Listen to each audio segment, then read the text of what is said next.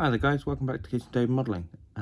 This week we are going to be destroying Fury. First time at trying to blow up a tank.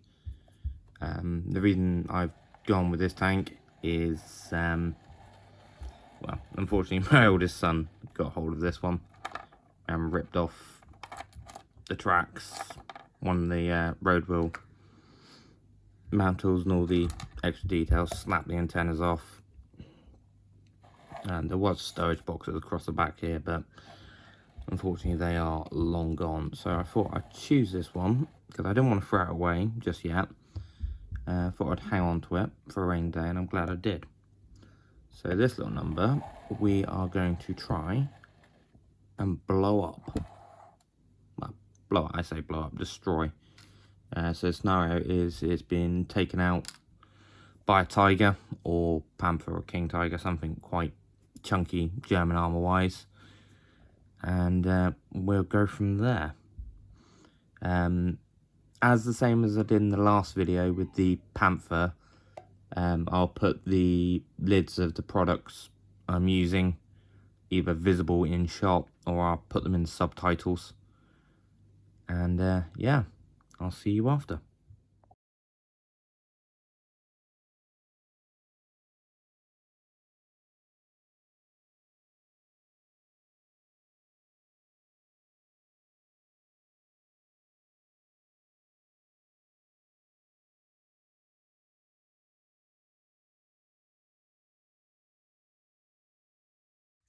Hi there guys. So a little bit backwards this one. The first bit I did as a time lapse, and I thought, you know what, actually I'll try and do this as a proper walkthrough talkthrough video. So as you saw in the tiny little time lapse beforehand, I made some holes in the Sherman and then widened them out with a little file. So the idea is you don't want to get rid of the lip that forms around the edge of the impact mark. So that one's a slight angled one. But you don't want to get rid of that lip, and you don't want it to be a pure, clean punch through. As when a projectile hits a vehicle, it strips off some of its own material and transfers it to what it's hitting. So an 88mm will hit that, it will make a hole in the middle, but the entire round won't punch clean through the vehicle. So first up, we're just going to work with a little bit of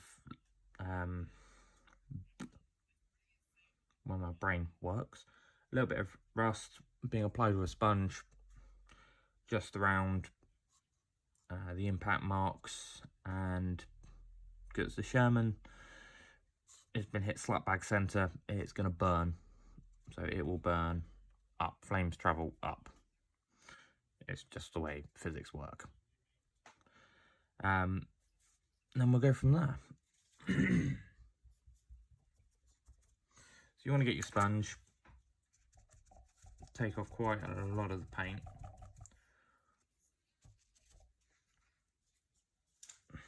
And just literally blot it on.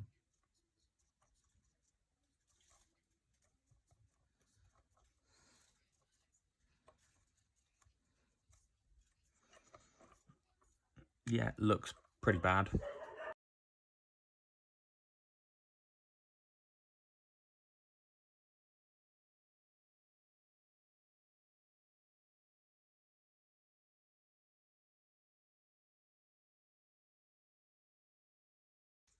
Okay, so next, same again, sponge.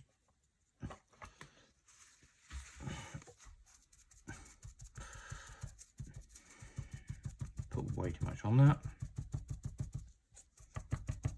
There we go, put that. Same again, I've got a different sponge this time because I dropped the other one on the floor. Just dab over it, breaking up that initial rust pattern.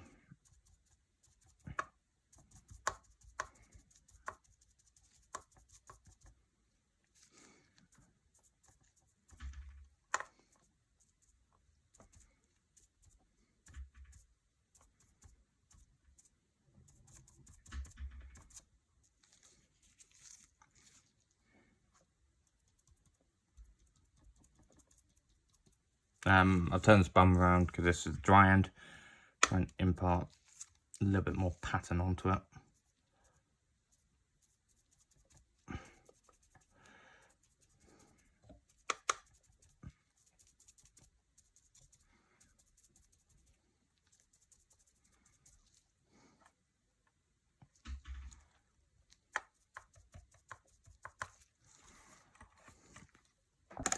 Okay, so now we're going to go back in with the initial rust colour.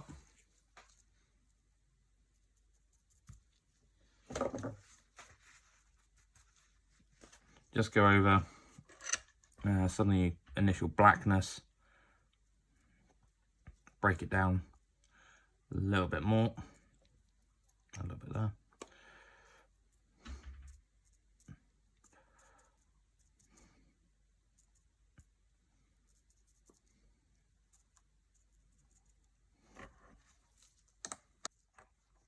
Okay, so the next colour you're using a bit of white on a stipple brush. Add some lightened ash deposits where it's not fully burnt through.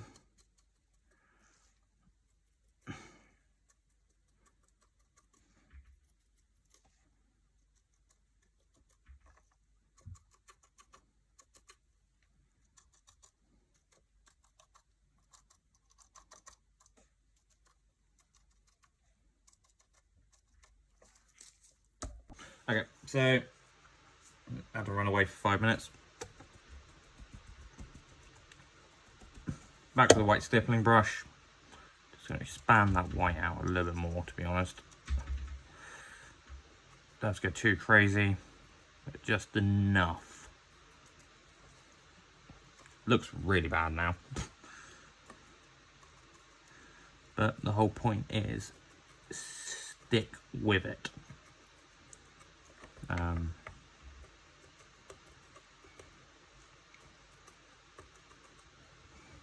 Looks really bad. I'm just going to get some more black. This is just NATO black. Stippling brush again while it's still a little bit damp. And just mix it in together a little bit.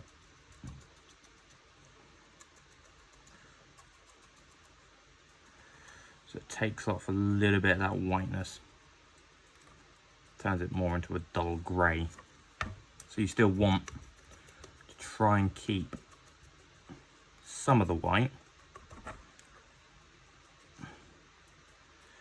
Heightened burn, but otherwise it is going to be a light grey colour.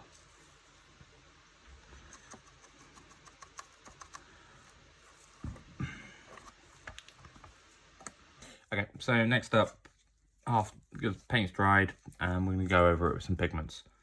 I end up making a lot of my own pigments. I don't use them as much as I do the ready-made stuff, like the mixed stuff. But when I want an obscure colour, I tend to make my own. So what we're going to be using is a bit of light rust, a little bit of the black. They're ready-made pigments. And then we're going to make our own pigments. So these are just chalk pastels, got them off Amazon. I think it was £3.50. So you find the colour you want. So I want mix a little bit on that one.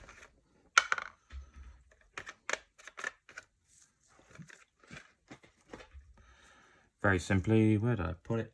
Because I've moved everything around again today.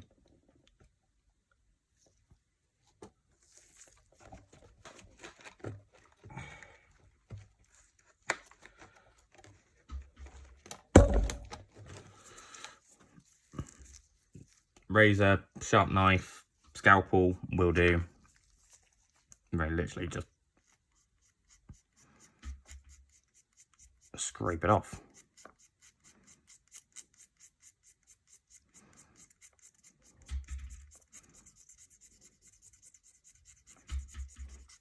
So I do it this way, because instead of, like some people do, they take the entire thing, chuck it in a blender, and be done with it. So I do it this way. So I get a controlled amount of the colours I want.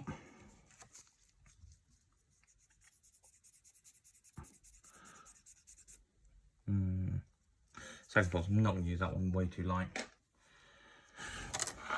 And then the best way to do it, the best way to adhere it for the purposes,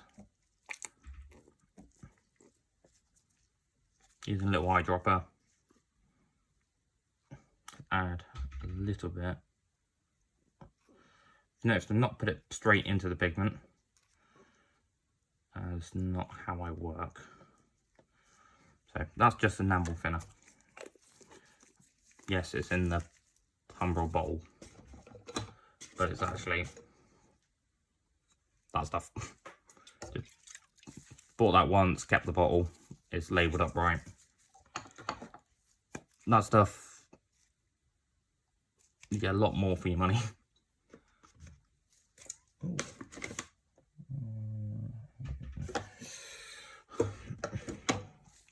Put that stuff away.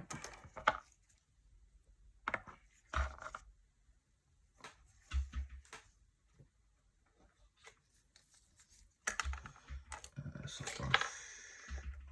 Oh, brushes. Bring the tank back.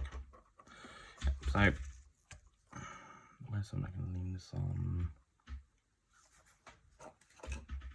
Or painted.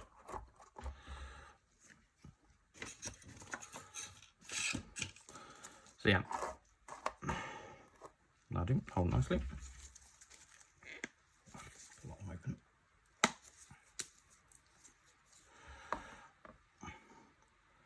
The brush. There we go. So the first thing I will do is literally just go over with the enamel thinner, dab it on, sort of where I want it.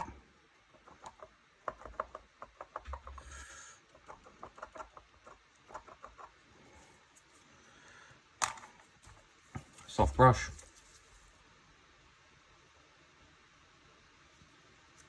Doesn't have to be perfect, but you think, oh my god, that's fucking ridiculously bright.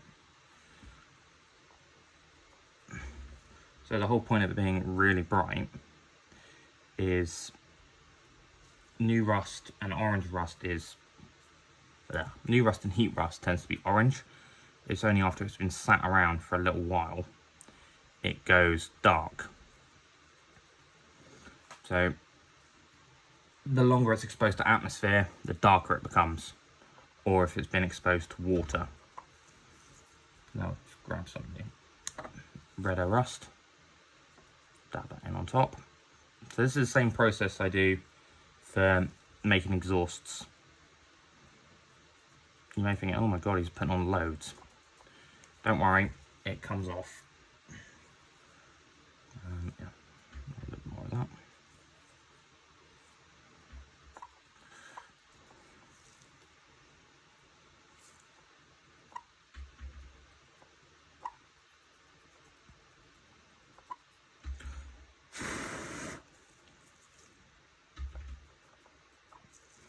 I'm not worried about it going everywhere, as the idea behind this one is it's been knocked out and it's been sat for a little while. A little more enamel thinner. Dab at the top of it. A little bit. Help wash it down.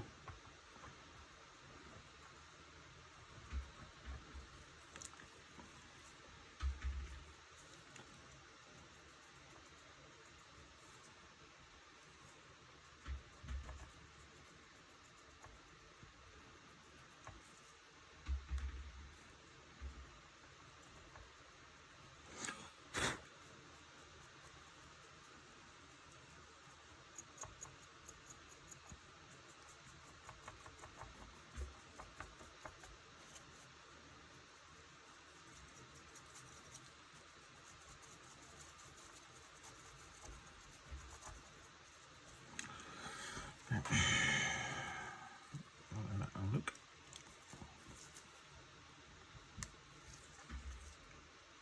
Add a bit more red onto the side plate there. Looks horrific, but everything normally does when you're halfway through.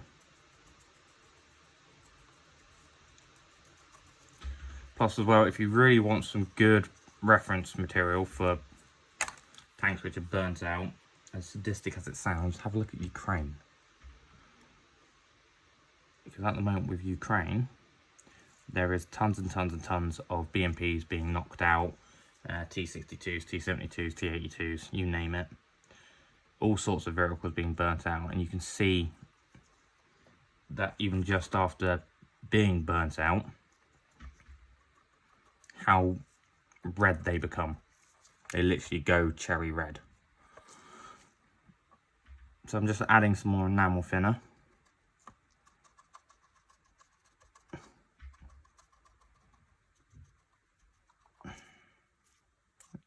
Bring that down a little bit. Clean brush.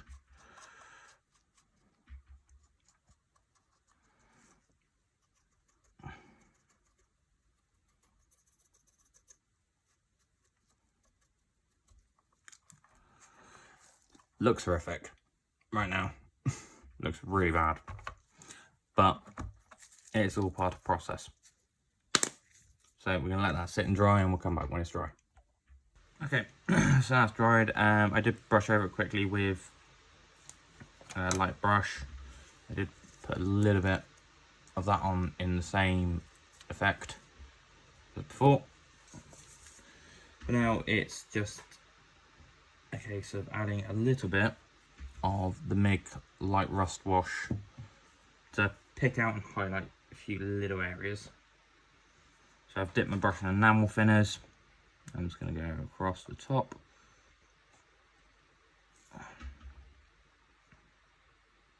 And just generally blot it up a little bit.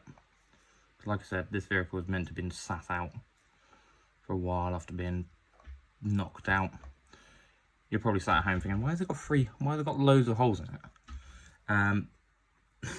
Quite simply, I fancied experimenting, but the idea and scenario behind this particular vehicle is that it's been knocked out, and as the Germans have driven past, every now and again someone's gone, oh right, see if my gun sight's in, bam. That is literally it. So you don't want to make any sort of inert patterns, just blot it on there. I'm not sticking to where I applied the burnt out details.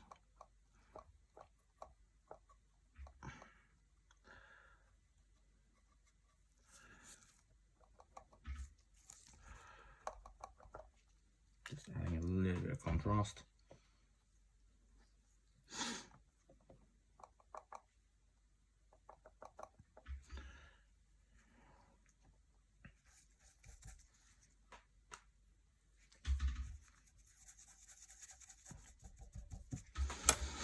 Okay, while that's drying, I'm going to flip this around.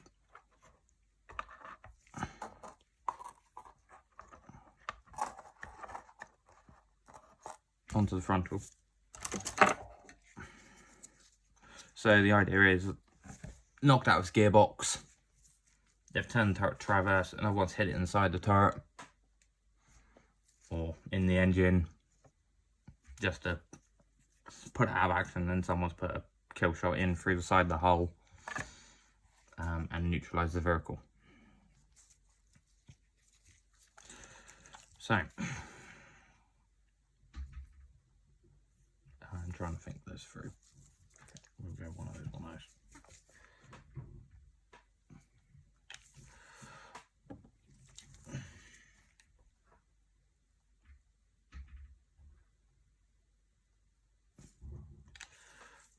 See how that comes out.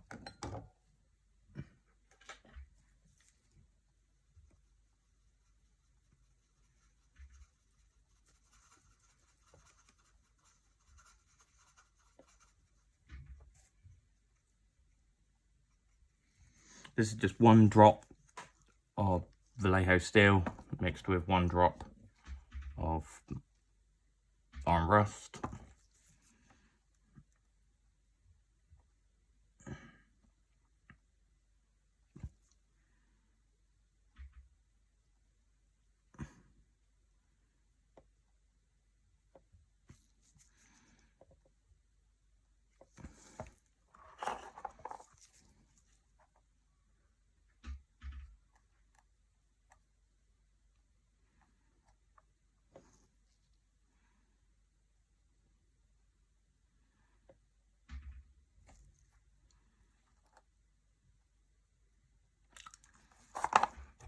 A little too much there.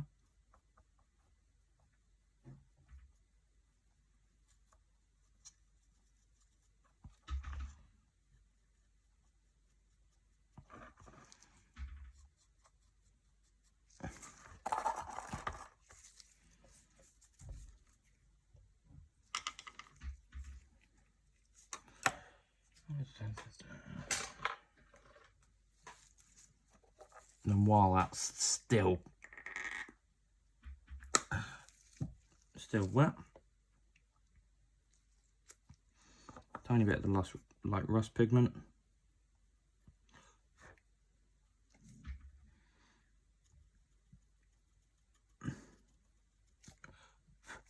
Just dabbing it around around the point of entry. So you're not eliminating that entire steel colour, but you're not leaving it plain.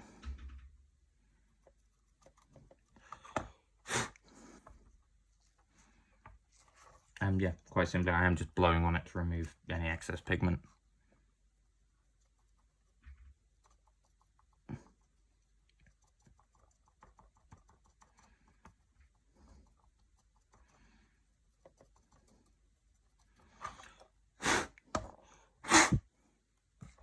Because anything, once the paint's dry and it's not adhered, will brush off quite nicely. And then we'll come back in a minute.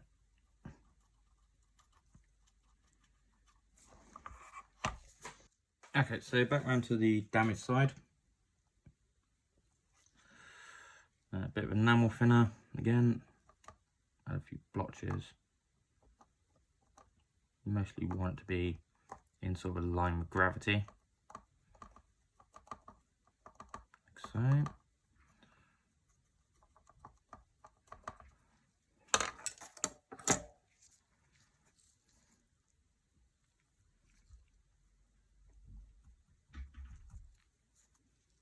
Go with black.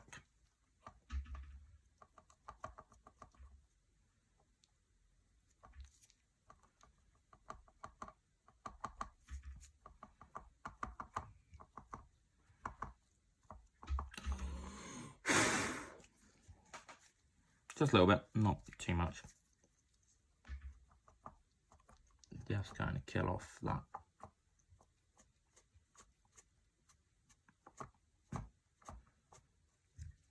Little bit of overkill with the red.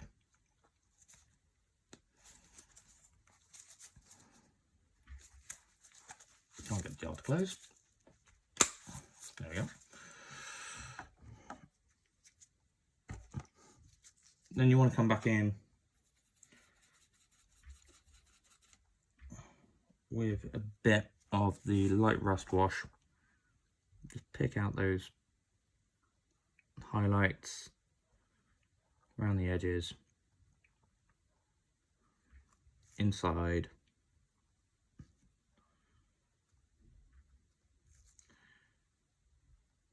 and drag them down a little bit.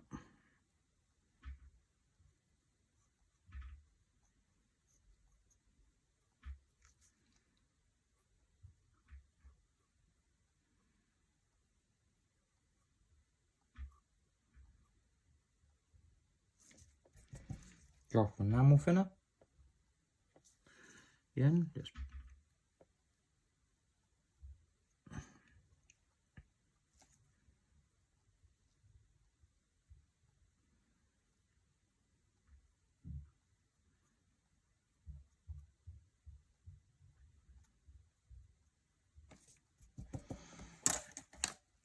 And then while that settles, carry on around to the front.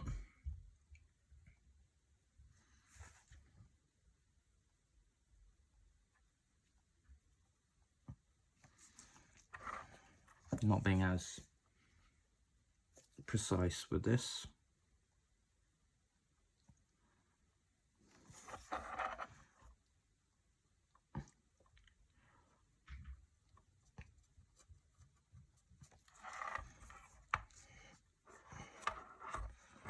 I'm just going to jump around the back in a second.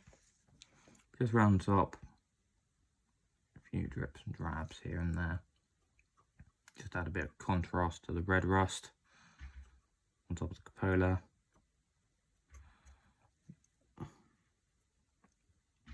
Around the back.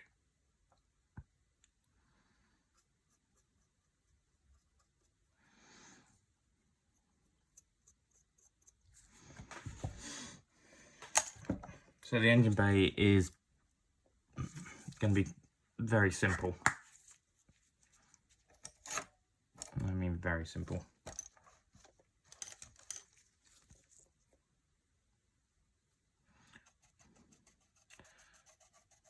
Black pigment on the radiator grills. It's quite unneatly around the back deck.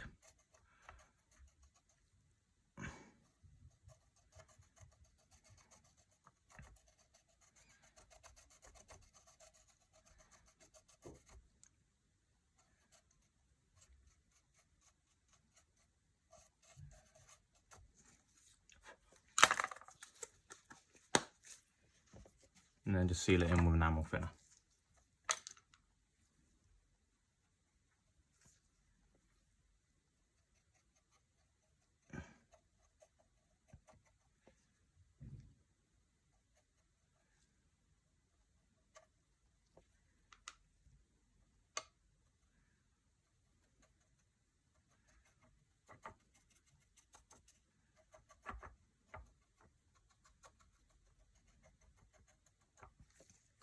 Actually, the brush is still a little bit wet. And a few little blotches. Just to add a little bit of darkness.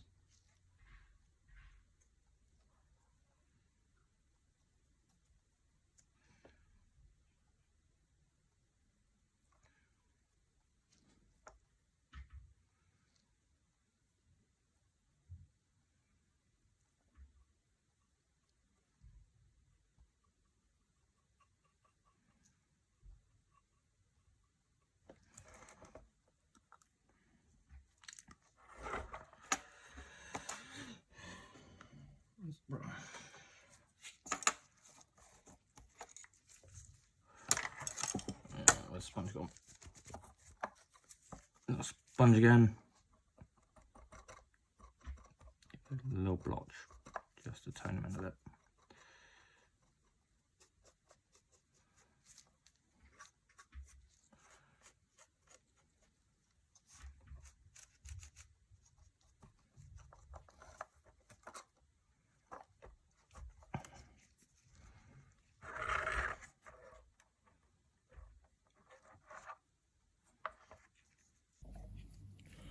Okay, so the last thing I'm going to do is this, because I've left this for a couple of days, is add some actual ash. Quite simply, go outside, burn a bit of paper into an old can, or don't use your wife's saucepan like I did, found it to my own expense. A little bit of actual ash, a few little spots, because when paint burns hot, it will turn white. I'm just literally just dabbing on tiny little bits around where the impact sites are.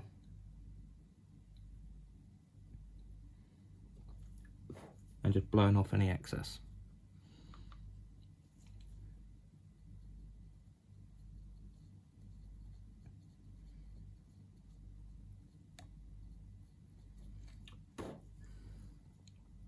So it creates a nice little off-toned ring. which is a bit bizarre. Sometimes you've got to grind it in a little bit to get the desired effect at the end of the brush.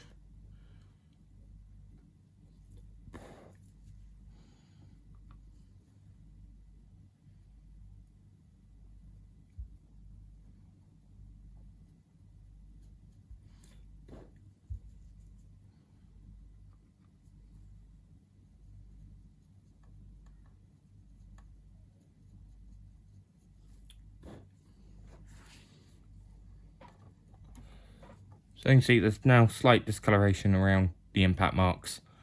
I'm going to further this with, I'm literally making this up as I go along. Let's see, where else can I add a little bit of essence, a little bit of highlighting essence?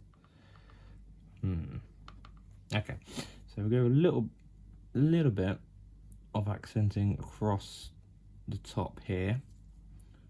So any places where the armour is thin is going to be affected different by temperature. A little bit across that.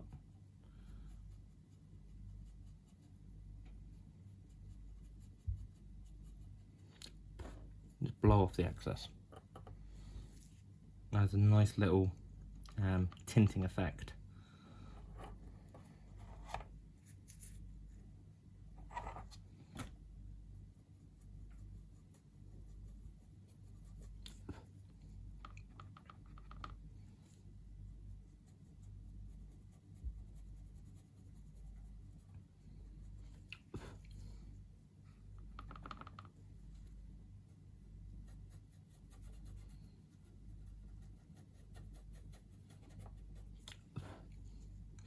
Now, the best thing you can do for preparing yourself to destroy a vehicle is find source material, coloured source material. So, I used old black and white photographs as reference material for impact markers, what they looked like, and sometimes you can see a good burn pattern on it of what's happened to the vehicle. Has it erupted out the turret? Has it erupted out the hole? Has the crew had a chance to escape? Etc, etc, etc. But if you want some really good reference material for how a vehicle burns, look at what's coming out of Ukraine. So destroyed T-series tanks. As morbid as it sounds, they will be your best bet, because you'll notice it around if the hatches aren't open. Generally bad news for the crew, unfortunately. But you'll notice like the rubber seals round the hatch will burn out and allow the fire to escape, or smoke to escape around the hatch. Same as cupolas. This is a more primitive cupola to what modern vehicles have. So it's not going to have a gas tight seal around it. But I'm not too worried about the rest of the vehicle. Add a little bit more around these impact marks, just to bring them out a little bit more.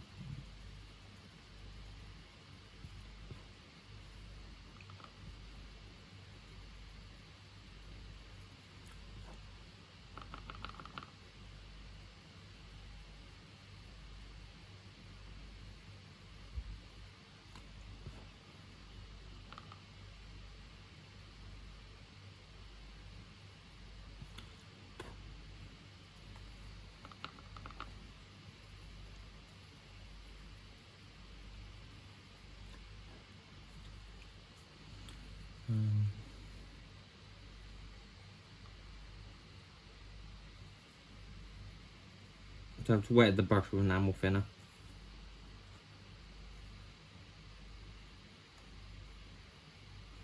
If that makes any difference. difference?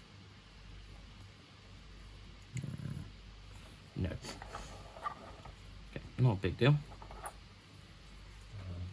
Let's try it. So now I'm going to repeat the effects on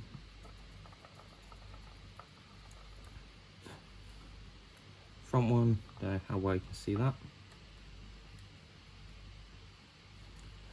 Because high-speed objects, high-speed metal, colliding with metal will generate heat, a lot of heat.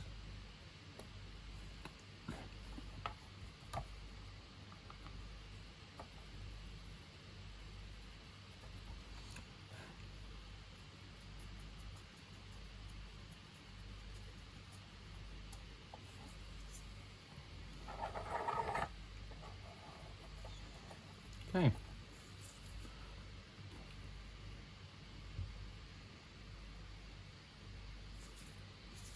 See, we will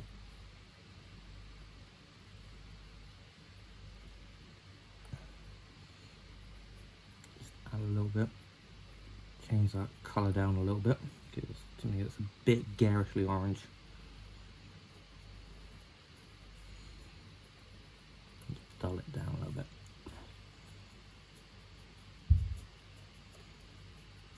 There we go. Let's see how well this reacts.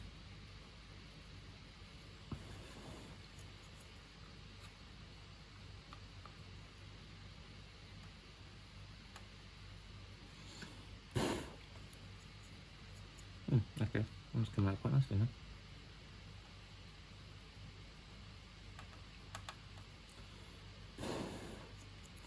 Right.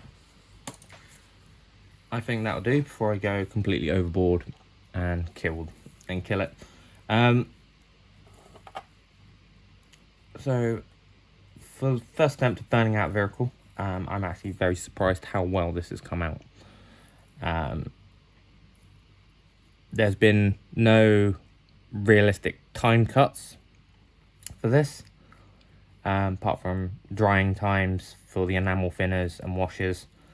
Apart from that, everything has been in real time recorded. So I want to say thank you very much for watching. Please leave a like if you'd like to see this stuff more, or a comment. Nitpick it as much as you like, please do. I find it helps make me a better modeler and better person. Well, not better person, that's a lie. I'm not a good person. Or am I? I don't know.